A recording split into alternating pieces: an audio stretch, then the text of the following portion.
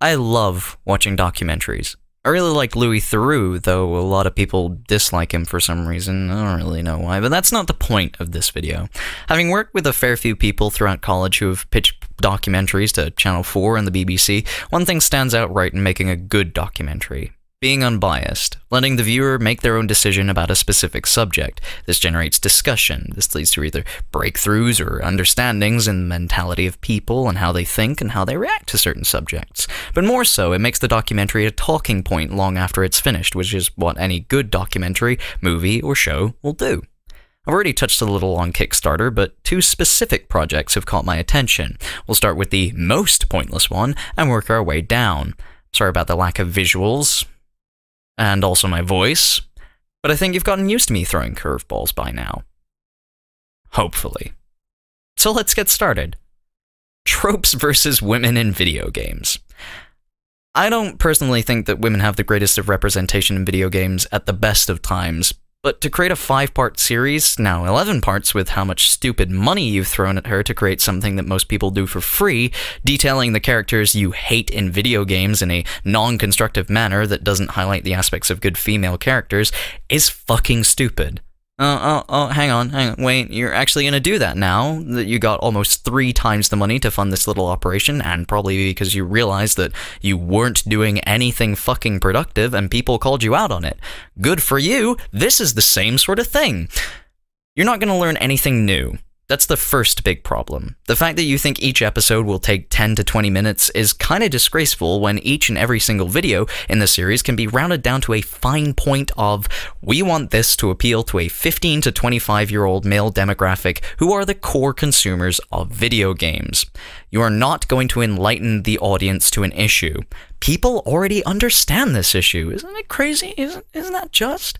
The problem is more to do with the way that women want to be represented in video games than how they're actually represented. More often than not, you'll find good characters like Heather Mason from Silent Hill 3, Hammer from Fable 2, Madison Page from Heavy Rain, or Momohime from Muramasa rejected into the pile of characters that don't fit how you want to be represented because of asinine reasons.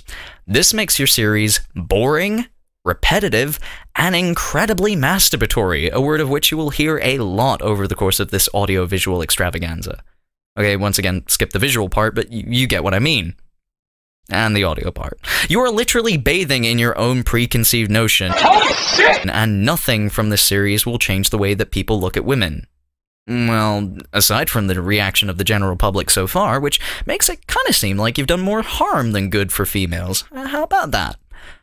If you manage to interview the PR or marketing department or lead character designers, good for you. That might be literally the only way you'll get to hear, we want this to appeal to a 15 to 25-year-old male demographic who are the core consumers of video games, so you can shut the fuck up and deal with it. But more likely, this won't happen.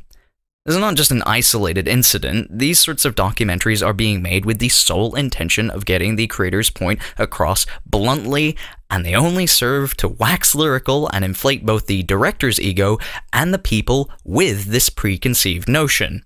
Nothing does this sort of thing more so than BronyCon the documentary. Oh god, here we go.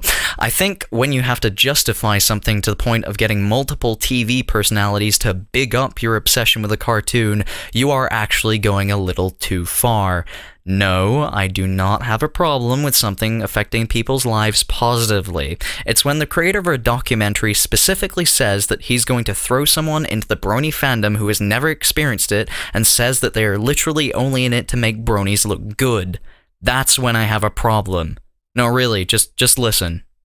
Hi, I'm Laurent Malaké, the director of this project. Some people don't understand bronies. They make fun of them, they marginalize them, they just don't get it. I'm excited to make this documentary because I believe in the message of the show, and I believe that bronies deserve a chance to show us who they really are and why they've chosen to become fans. I mean, I probably fit into this documentary. Hell, a lot of my friends do. Bronies generate a lot of revenue that did not exist before this incredible fascination with a children's show. A lot of artists have profited heavily off of it. But do you really need to justify that to the point of making an entire documentary to show how amazing you are?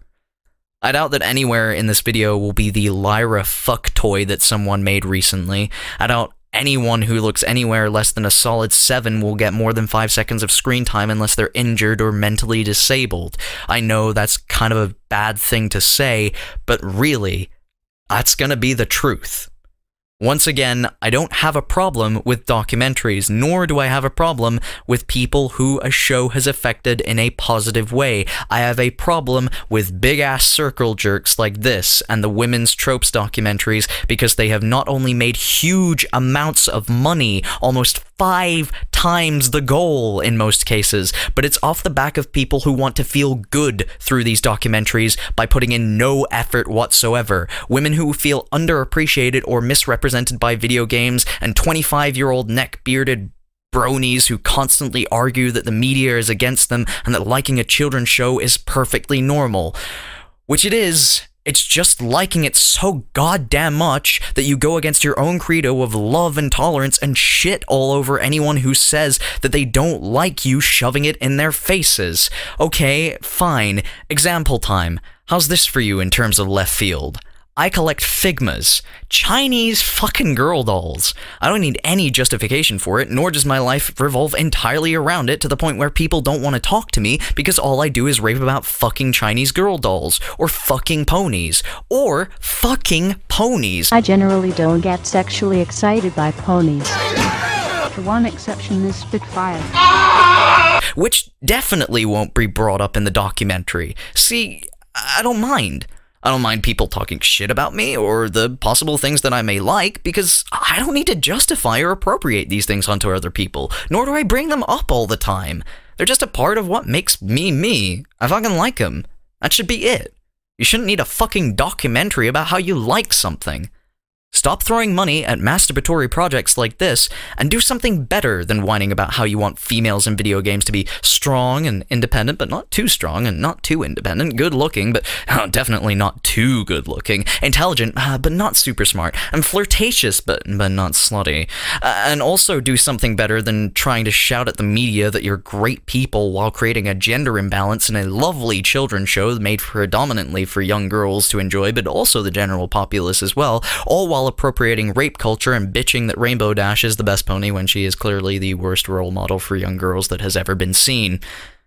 Or you could, I don't know, accept that females have ample and adequate representation in video games, and that liking a children's cartoon is okay as long as you're not walking around spouting memes, doing nothing but talking about it with your soon-to-be not friends while wearing a fedora, socks and sandals, and a flame t-shirt underneath which a black t-shirt that reads Brony in large, unfaltering, and unflattering letters can be seen.